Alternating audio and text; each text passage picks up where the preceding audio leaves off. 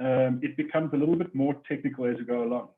So today's fairly simple, and it's quite easy to follow. I mean, I've shared resources, so if you guys don't keep up with me today, the presentation that Laurie and Tracy will share with you has got a step-by-step guide on how to do this for yourself. So I think the first thing I want to talk about is search engine optimization, and I'm just going to touch on it, but the things that we're going to talk about are very important in search engine optimization. If you do a little bit of research on the internet and you look at where people search and what people are searching for relating to your business, you'll find that Google pops up almost all the time. And if you're going out to do a bit of research, you're probably going to use Google. I think the take-up in South Africa is probably about 91% of people that do searches on the internet in South Africa use Google. The rest of the world, the numbers obviously change a little bit. They've got other platforms like Bing, like Alexa, like DuckDuckGo. But in South Africa, if you want to be seen, Google is the place to be. So Google My Business is one element of your SEO process. And your SEO it's not an easy job. It's something you got to focus on regularly. And that might be posts on your website, posts on Google My Business, kind of once a week. Once you've got a following, people are going to expect these posts to come through, regularly, and they look out for it. They will like and tag and follow, and to be notified when you do new things on your website, if you write a new blog or you've got a new post on Facebook. All of these little things add up into your SEO strategy to get yourself seen out there in the digital market. There's a lot of things that, I mean, from an SEO perspective, you've got to plan what you want. So if, let's say this week we are running promos and specials on your website, the week leading up to that, the day should have everything kind of focused. So all your social media, your blogs, your website should have this kind of information and portraying the same message as each one of these areas to push the product or special or promo or event that you're having. Your blogs should include kind of keywords. So if you're running I'm going to pick a product. If you're running a special on jerseys, today's quite chilly, so I'll pick a jersey and it's a red jersey. If you use Google search and you start typing in, buy a red jersey, Google will automatically pop up with other options in your search bar to show you what people are actually looking for. The things that pop up, those are keywords, and those are quite key in your SEO strategy. And you use those, across all your platforms all the time to kind of get that message across and to get people to your website because you know what they're searching for. When it comes to writing blogs and things like that, it's great to have keywords. The one rule of thumb is, whatever you write in your blog, make sure it's easy to read and it's not just stuffed with keywords.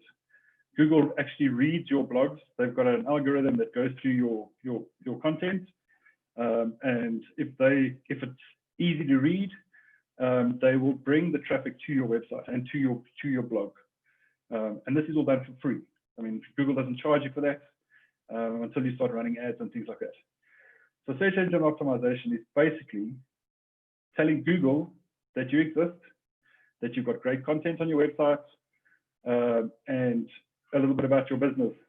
And you keep that message going and growing, and Google will see that you're doing things on your website, doing things regularly, you've got great content, and it will start presenting your business to people that are looking for things that you offer in the market. So that's SEO in a nutshell. There's a lot of things that you can do to help with SEO. So like I said, writing blogs regularly. One of the tools that we'll show you next week is the Search Console. It's a tool that Google uses, that you can use from Google to kind of monitor your website to see if the way Google sees your website, it comes back to you and tells you where the problems are and it allows you to fix them. So all these things add up to Google's algorithm and helps you, be noticed and presented out to customers that are looking for your business or anything that you're offering. So this SEO in a nutshell, short and sweet. There's a lot more to it. If you guys want more information, please reach out. We can help. We post fairly regularly on our website, which is doublebarrel.co.za, and a lot of the stuff that's coming at the moment is all about SEO. And it's short little reads, like the 6 best steps to take, what to leave out, what not to do, what to do, how to help yourself.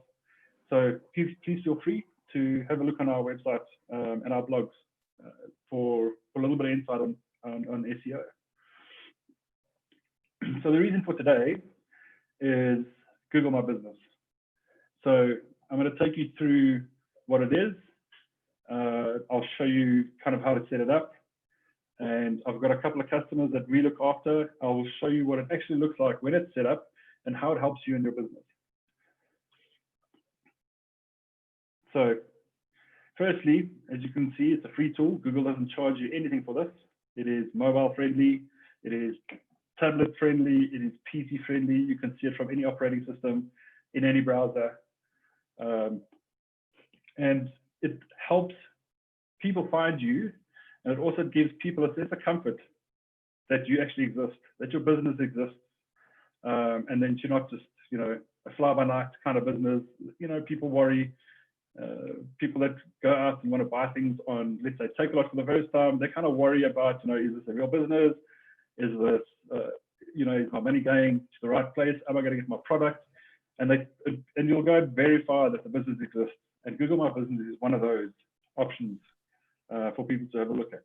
They'll go to Google, type in this case, Abacus Locksmith, and they'll find their page and all their links. They'll find Google My Business, and it kind of gives them a brief rundown on what the business is, where they're situated, what times they're open.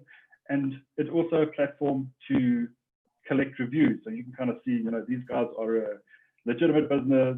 They've got some good reviews. I don't mind using them. I feel comfortable there.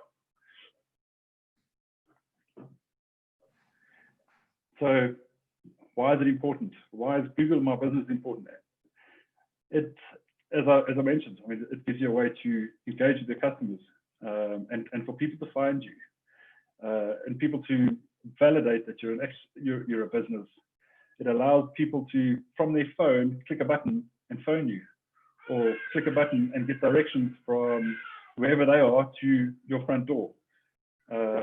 It gives people a way to kind of validate that you're a business and that the kind of service that they've received from you, so they can give you a review.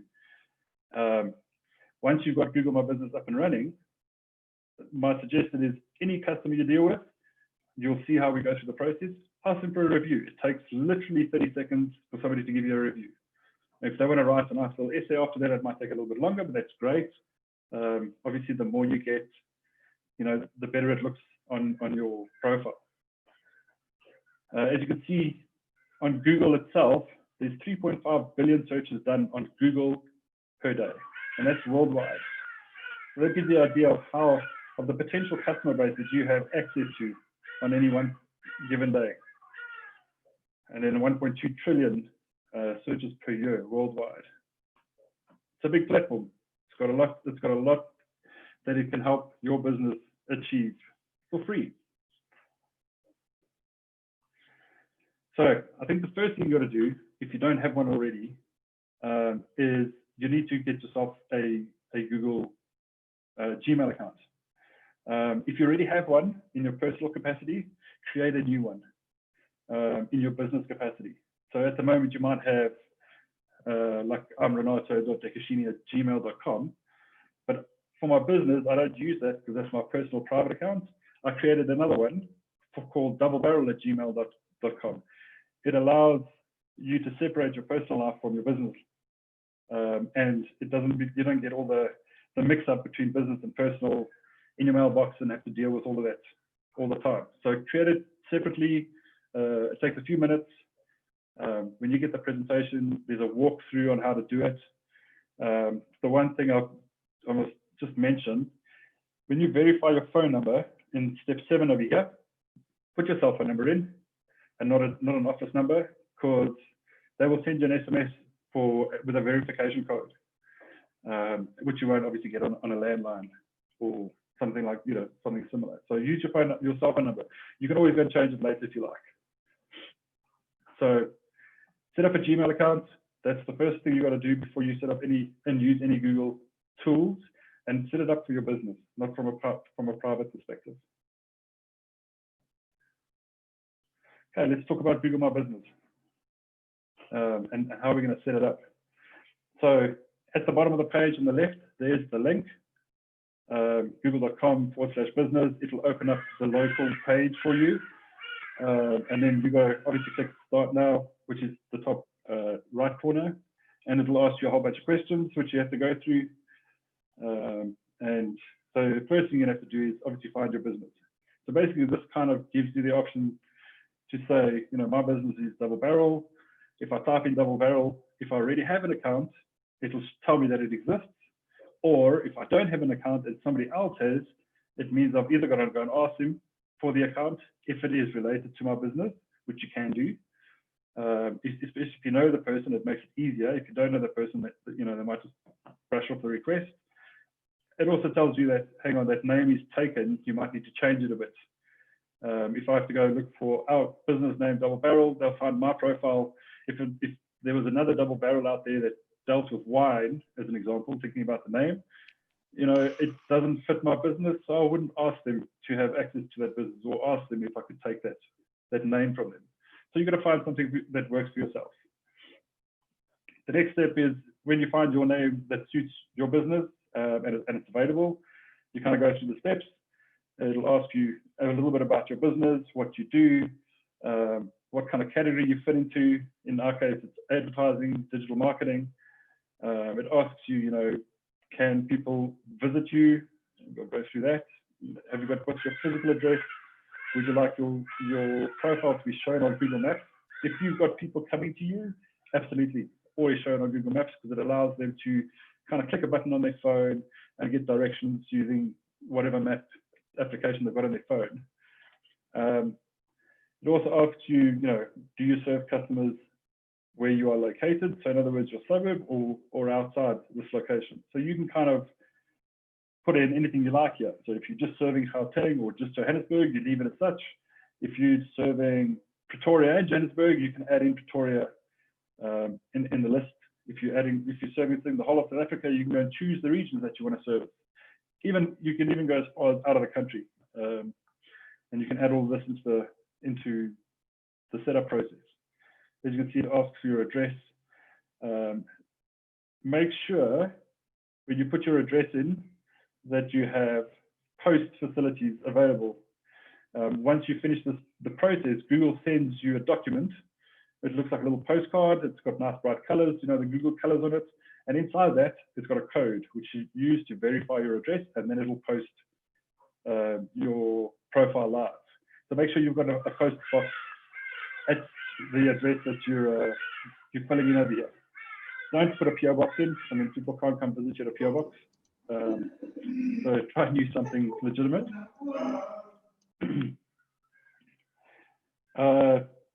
As you can see, you can add services, your contact details. At this point, again, your initial number, try and use your cell phone number.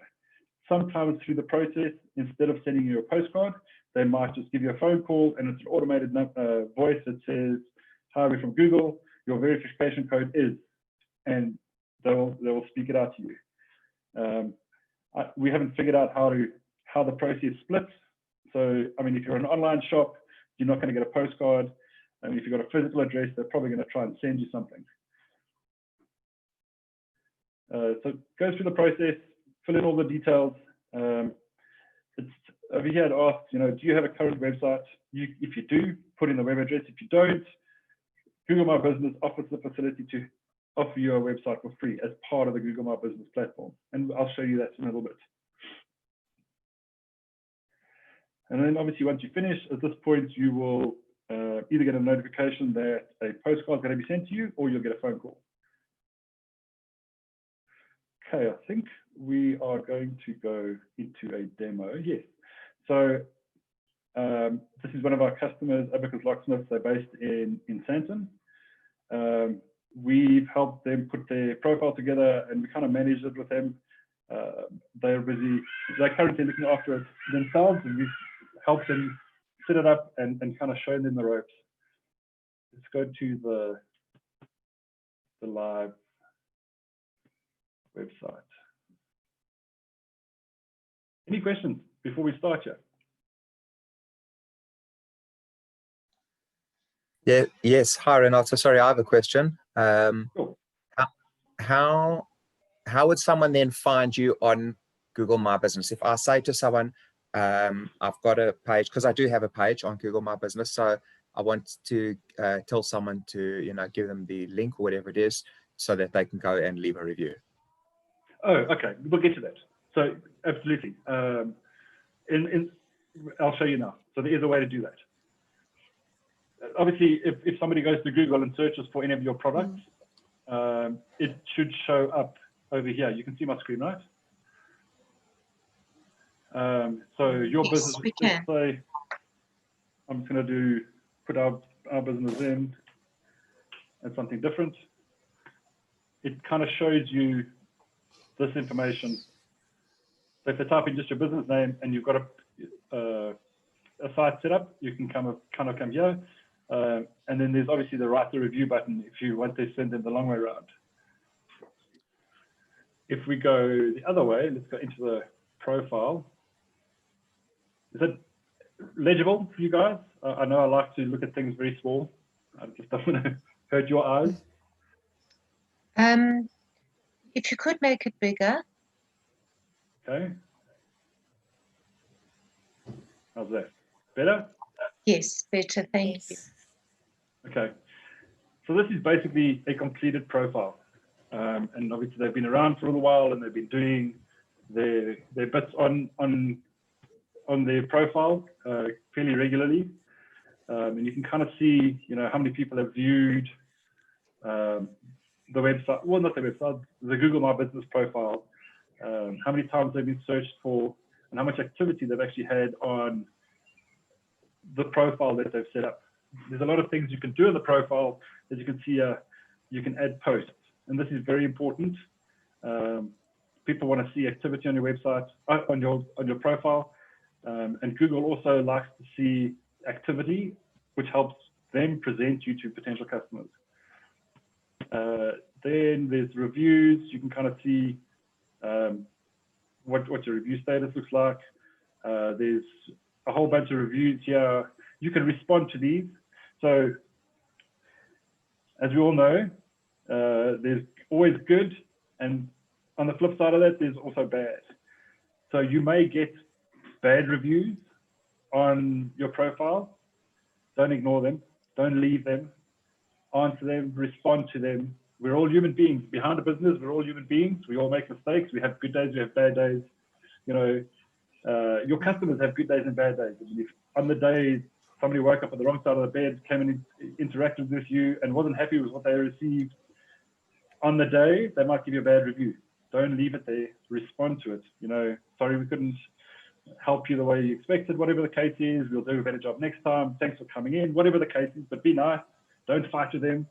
This stuff is all available online for people to view freely. If you don't respond to negative reviews, people kind of don't like to see that.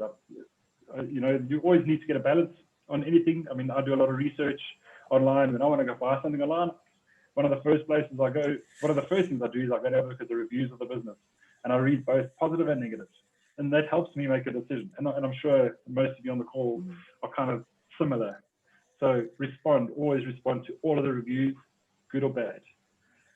And then just to answer your question, this little button here gives you a link, which you can send to an email, Facebook, WhatsApp, Twitter. You can send, if you share this by email, you can share it directly to your customer. They'll get the email, and all they've got to do is click on a little link, which is this link over here, and they'll go straight to the review process. So if we had to, let me copy that. Sorry, Renato, I'm currently on my page and I don't see that button. Okay, there's another way to see that. I'll show you in a minute. So if you share that link this is kind of what will come up on your customer side. You know, did I do that wrong? There we go.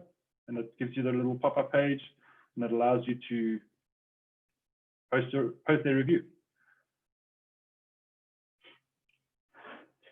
Okay, so we're looking at the front page. There's a whole bunch of things we're going to go through on the left-hand side here, and I'll show you there's another way of getting, collecting reviews under this little section here. Renato, sorry, can I just ask a quick question? Is it possible to have two departments listed under the same address? Because, for instance, all South Africa is with Google My Business and it comes up, but the address is taken. So I can't really put AutoJet in to it. So you want to add another address? I'd like to add like AutoJet on Google My Business, but that address, or South Africa has taken it. The address itself? Yes. Or so the address. So, or South Africa and AutoJet, you want it to be two separate entities, but with the same address? Yes, if possible. I would rather put Aut SA underneath the same business. You can add a second address. You can add a second business. You can add a second branch if you like, or more than that. Under Aut South Africa? Yes. Okay. How do you do that? Should I just set that up in the Google My Business account? Yeah, under info. Okay. Renato, can I ask you a question there with regard to that verification? I joined my business a few months ago, never received the postcard because of shocking postal service. How does one actually drive it to get a cell phone message? Yes. 7. No, I don't know. We're a Google partner and we regularly speak to, especially lately with the whole COVID thing, speak to Google once. There's an algorithm that they use in the back end that decides which way they're going to go at that point in time. So there's no way of predicting which element is your way. It's going to be a postcard or a phone call. Now, So, how can we invoke it to send a second postcard then? So if you go back to your verification, you've got when you open Google My Business at the top, it says your business needs to be verified. Yes. If you haven't received, so usually give you about 21 days to deliver it. If you haven't received it in a month, go and re-verify your business. I'll send you a new one. I think if you haven't received it over the COVID period, it's kind of understandable. And I've got a few businesses that I'm helping that haven't received. Since we've gone into level 1, we're all assuming that things are back up online again. So our post office is working. Hopefully we'll receive things. So go and re-verify your business now and wait for 21 days to a month. Also remember that Google is an American company. And they're probably a lot worse off than we are at the moment. So they might not be sending these things just at the moment. And if Trump has his way, they'll have no postal service soon.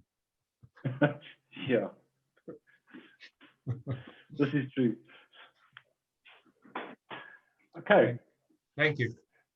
No worries. So this is basically the front page. This is kind of like, it gives you a brief overview of what your profile looks like, what's available, and it gives you a starting point to do new things. Let's talk about the first thing. I mean, everybody's front page will look a bit different. I've opened another page. I think it's our page. Yeah. You can see the layout is a little bit different. We've got a few different things on ours compared to theirs. So everybody's page look a little bit different.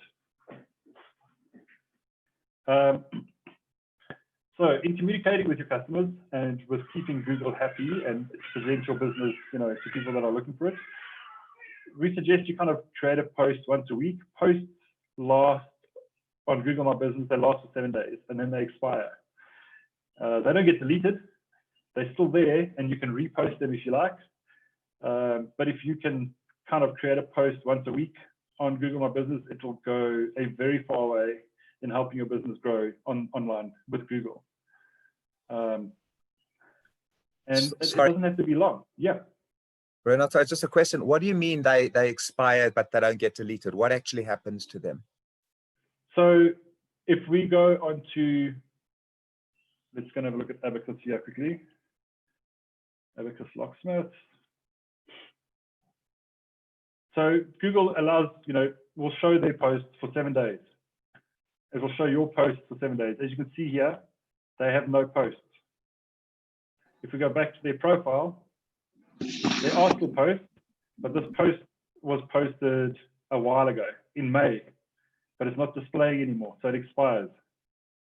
So Google gives you 7 days on a post, but you can go and you can edit the post and republish it.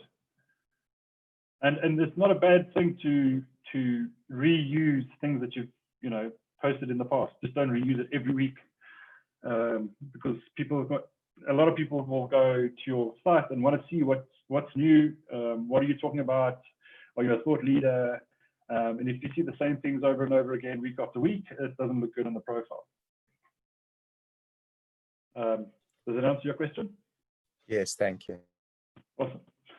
And as you can see, you don't just have to post, information. I mean, you can run an offer. This is kind of like just a generic post, what's new in your industry, and if you're running any kind of event. So from Aud's perspective, we could have put this event online, and anybody that wanted to join could have kind of registered at Google My Business for the event. And again, the event expires and it won't display after the date. So there's quite a few options for you over here. Offers is obviously you want to bring people to the door, offering them a special, give them a voucher, they got a code. Look, they won't see all of this information. And you can kind of see how many people saw the post, how many times they've clicked it. And obviously when they come in, you can verify how many times your codes get used. What's new is just like what's happening in your life, what's happening with your business, or some information, in these guys' cases, the new lock trends, or the new crime trends and how to avoid them from a locksmith perspective. Lock your garden shed at night, use this lock, it's the best lock, it doesn't rust, whatever the case is. Put some information on here so people can kind of go and help themselves to whatever you're suggesting. And once they start trusting you, they're going to come to you and buy that product, whatever it is. The thing that actually interests me the most there is that add product button. Will that link directly to products on my website if you create products here? So no, you can link it to your website, but over here it's on Google itself. So obviously you can go and order it. You can send them to your website with an order online, whichever, you can you should be able to set a link so you can send them to your website. So they can't buy it from Google in this scenario, but you can send them to your website straight to the product, straight to the cart button, if you like. That's great. And then obviously there's a whole bunch of things you can add in. If you do have a store online, I can't think what the document's name is. Google has its own categories. So when you create a product, we were talking about jerseys earlier. If you create a product, your category, if somebody has to go to your website, would probably be for men. And then underneath that, winter wear. And then underneath that, it will be, I don't know, crew neck, jersey, crew, whatever it is. Google has its own category list, and you can download it. It's free. If you add that category list to your product outside of yours, so you'll have 2 categories. Google uses that as part of the SEO algorithm. If they see that you've got it and it's categorized according to Google, again, your product will be shown a lot easier and quicker in a search than somebody that doesn't use it.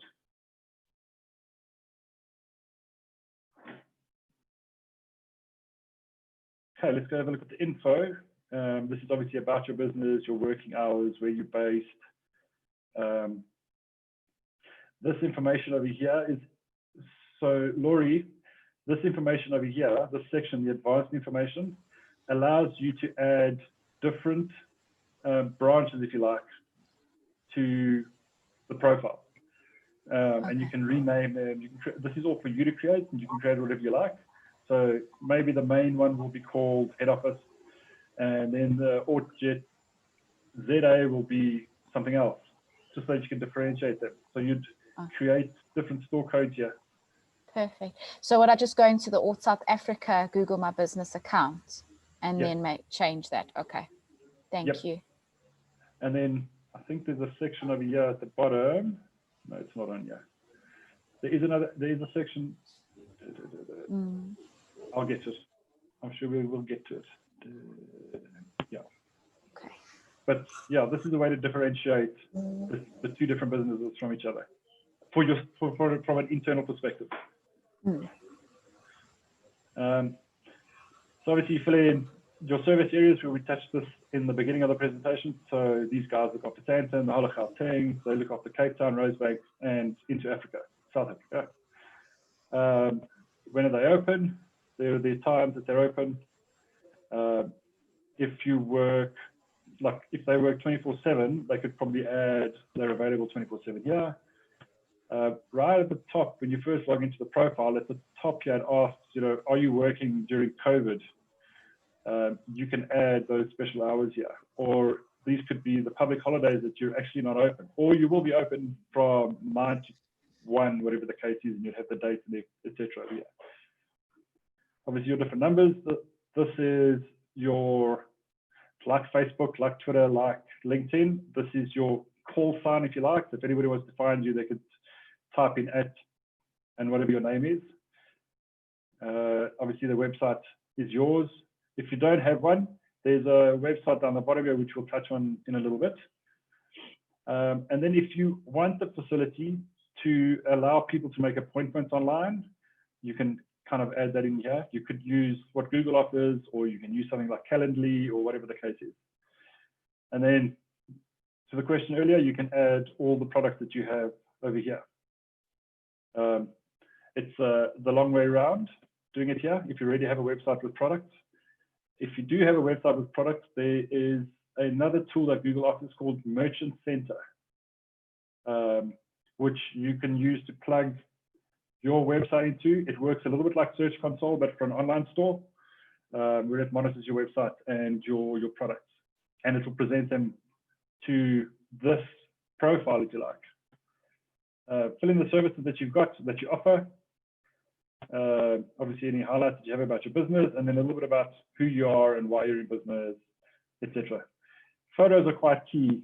You'll see you get insights in your email box every so often, once a week, that kind of says your images have got this much traffic and this is how many people have seen it. And at the bottom of the mail, it kind of says to you, in your line of business, people like you, or businesses like yours, have received this many clicks on. You're either better than them or you're worse, and it kind of prompts you to make yourself a bit better. So this is just about your business, and then it obviously shares your information in Google search, which I showed you earlier, and then also on Maps. It will show your business as the category that you're at. So this little icon over here on the map will change to, if you're an online store, it'll have like a little basket on the inside. If you offer services, the icon changes. So that's the info side. Once you're up and running and everything's working, the insight is quite important for many reasons. We spoke about SEO earlier. This basically shows you how people have found your business on Google. And these things are your keywords. So this is a very generic keyword. Keywords are not always just one word. You get long tail keywords. If you think about it, if you're having a conversation with somebody and you want to find out about a locksmith, you don't just turn around to them and say locksmith. You kind of say, where can I find my local locksmith that is good? That is a long tail keyword, and you kind of use that to be found online. So this is a short keyword, but it's also kind of classified as a long tail keyword. So with AI and Siri and all these things nowadays. You can talk to your phone and ask it to do stuff for you. If you're doing a search on your phone in Google, you can talk into the search console. So think about that when you're developing your keywords. What would people say to try and find your product? Back to the jerseys. I'm looking for a men's long sleeve jersey in red, size extra large. That is a long tail keyword that you'd use in the back end of your website on your product to help people find you. So this insight kind of shows you, in the last month, this is how people have found me on my website, and these are the keywords and how many times it's been used to find your business. So in this case, if they run an ad, or if they run a promo, or they're writing a blog, this keyword has got to be shown up. It's got to show up somewhere, and obviously it's got to be readable, not just a keyword plugged in the middle of a sentence that means nothing. And then Google will present that to anybody looking for your business or whatever you're offering. So nice to have this. We will talk about, I think it's in session 3, how to use the Google tool, which is a keyword planner, on how to kind of get a more in-depth view on what this means, how many people have looked at it, how many people are using it, where they're using it, and what it's going to cost you if you wanted to run a Google ad to use that keyword. This is just a nice graphic, kind of show you, obviously they've got a website. And this kind of shows how people have found them. Has it been through direct or discovery, or through their brand name? These things are quite nice. I'll show you why now. So it shows people have used Google search to find them 3.24 thousand times, and they've used the map 2,800 times, which is kind of what you want.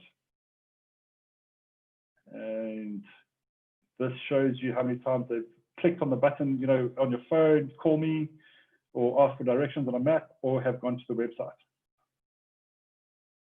This shows you, where people are searching. Ooh, that's going away. Zoom back in there. So the purple area, I think I've gone too far now.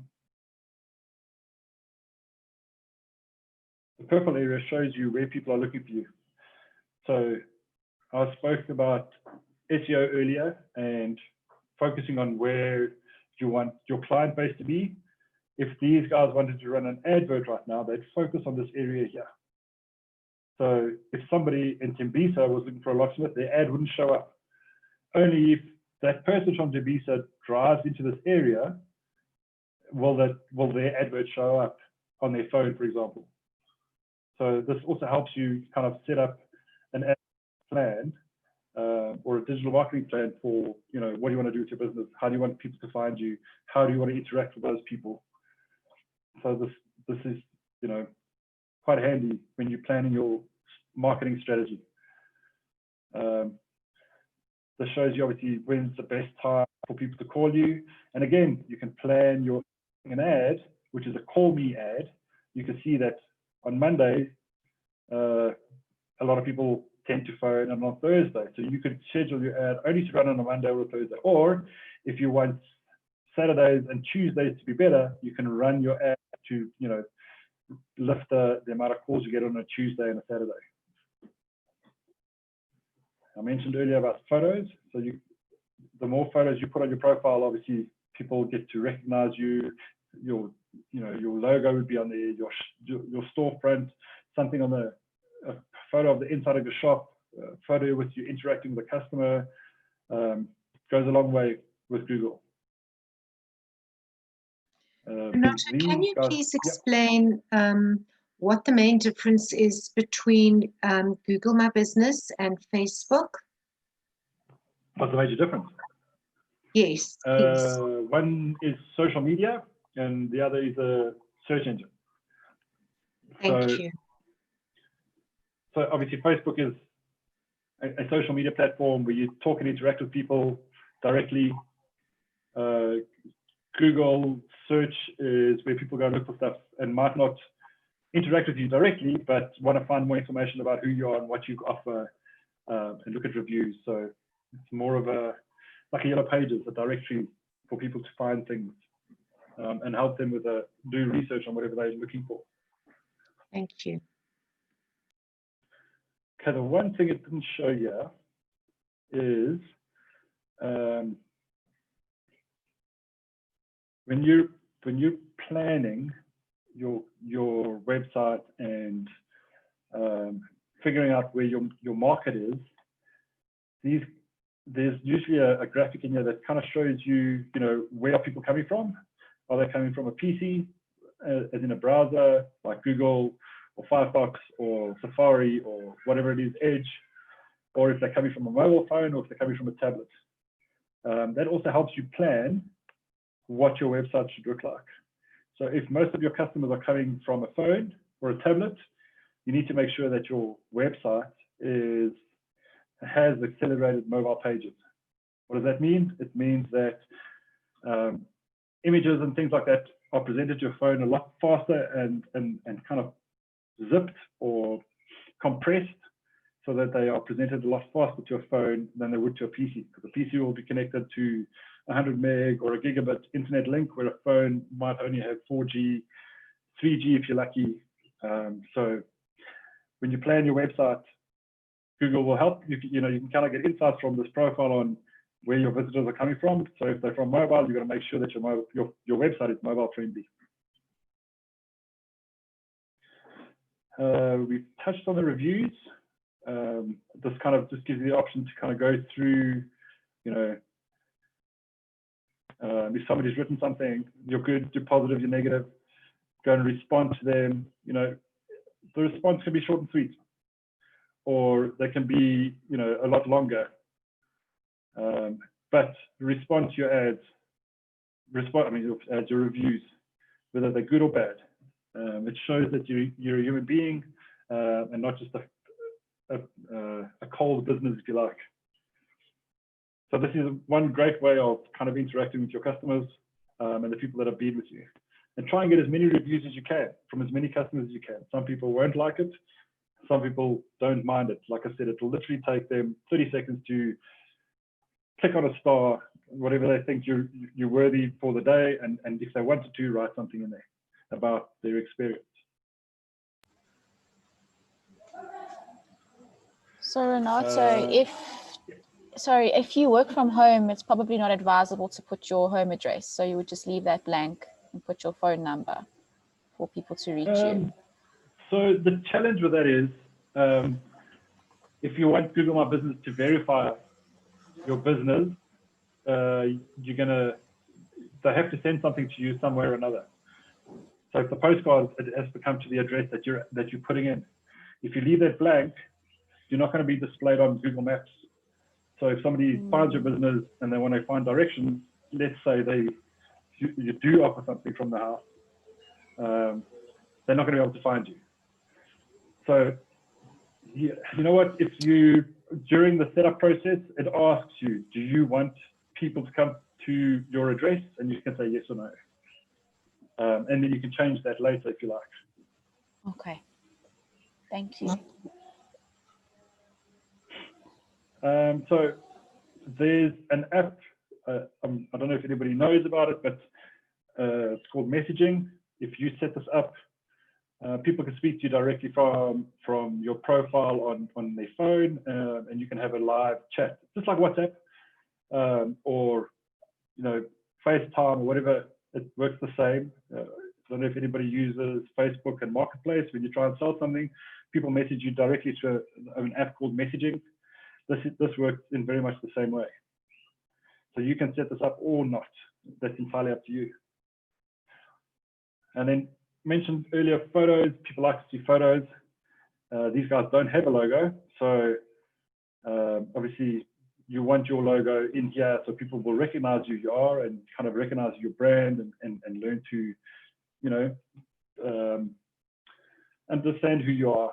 And if they see your logo on the website, they get more comfortable with your business. And then, as I said, you can add different photos for interior, exterior. You can add videos.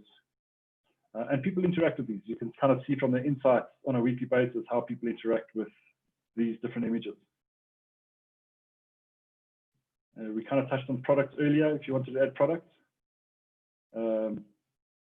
These guys don't have, well, they've got physical products, but there's so many of them, I don't think they'd want to sell them online. But you can have, you know, add your photos, add your pictures, add your pricing, all that kind of stuff, or even just link it straight to your website. Label your services. You can, every, you know, service that you add, you can put a little bit of a description in there. You can even say, you know, it kind of starts at whatever price.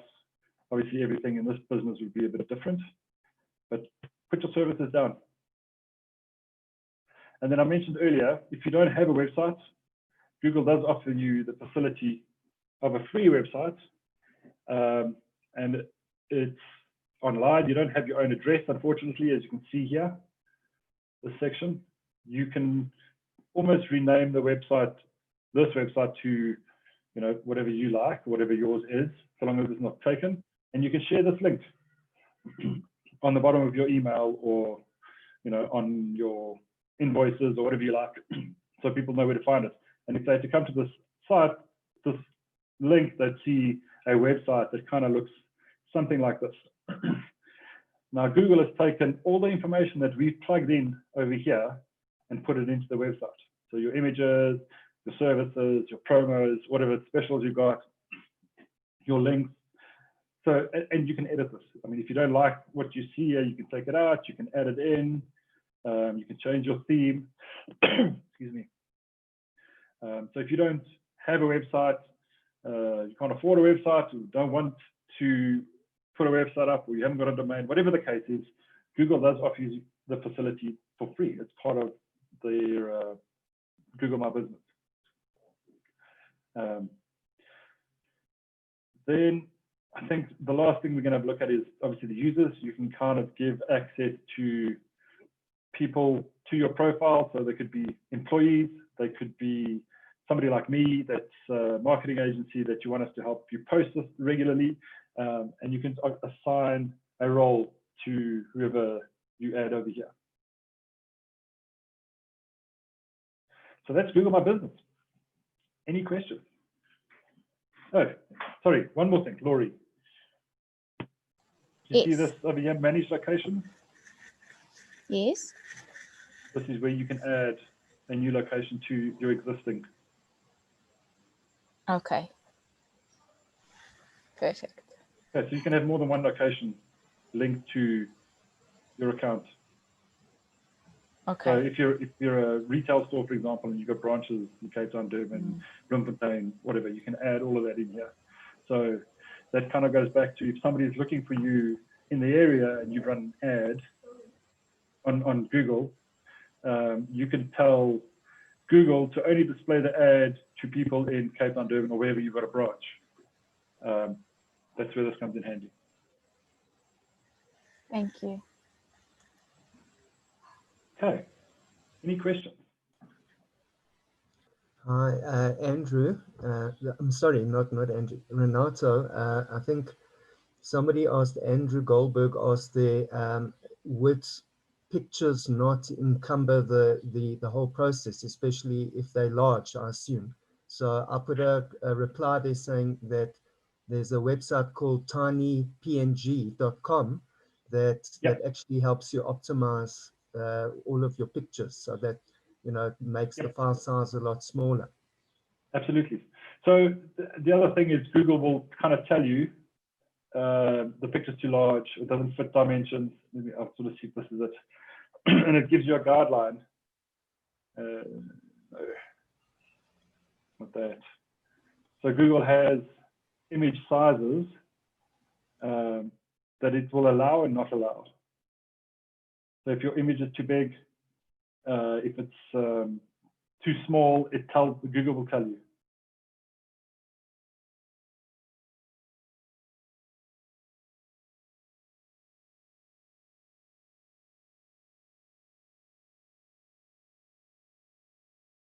Cool. Any more questions?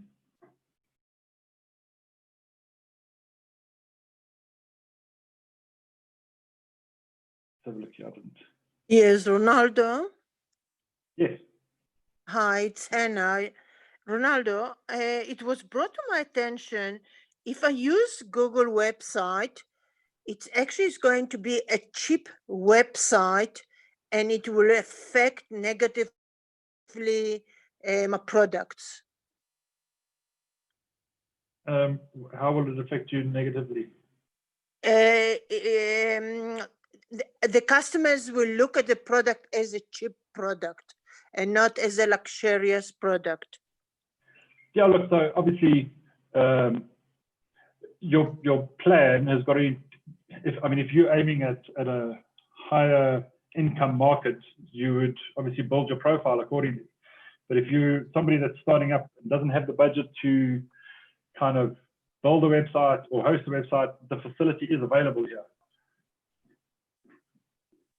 Okay, and you say it will not affect negatively the business for future. So look, I think initially, if you don't have your own domain, people will kind of ask questions, why.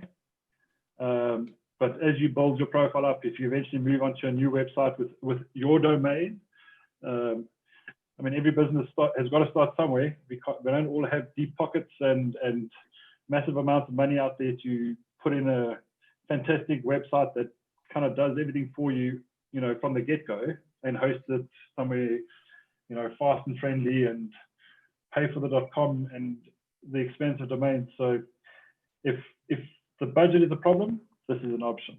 It's we've all got to start somewhere. Okay.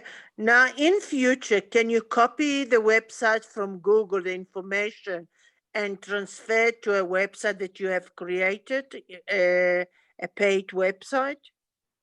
Sure. So depending on what website you've got and how you built it, there are tools and plugins that allow you to kind of bring in elements of Google My Business. So if you wanted to run your reviews to run at the bottom of the page, there's a plugin that will allow you to show the last 10, 15 reviews, whatever the number is that you choose, through the page. If you wanted the images, you've probably got the images on your phone or on your PC already. So instead of transferring it from Google to your new website, you'd probably want to use the bigger, clearer image that you got on your local device. But it's not impossible. Okay, thanks. Now, regarding the photos, how do you copy a photo to your website? From where? That's exactly what I'm asking you. Where is the photos supposed to be in order to copy on your website? So depends where you're building your website. If you're building it on a PC, you'd obviously need the photo on the PC. Can you build a website on your mobile? You can. It's not easy. It's not as user friendly, but yes, absolutely. I wouldn't recommend it though. Okay, so if you build your website on a PC, how do you copy the photos from? Where are you supposed to put your photos in order to copy them on the website, and how you do it? So as part of the SEO process, one of the things that you've got to do is you've got to label your pictures. So I would maybe create a folder in Windows Explorer or wherever you've got called website photos. You might categorize them into different photos and name them according to what it is. So you can kind of identify what the photo is when you're trying to import them. Most of the backends of these websites has got a media section which allows you to upload any kind of pictures or videos that you like. And then while you're building your website, that section where you want to put the photo, you'll pull it out of your media area. So what is the name of that media section, or to load the videos? That depends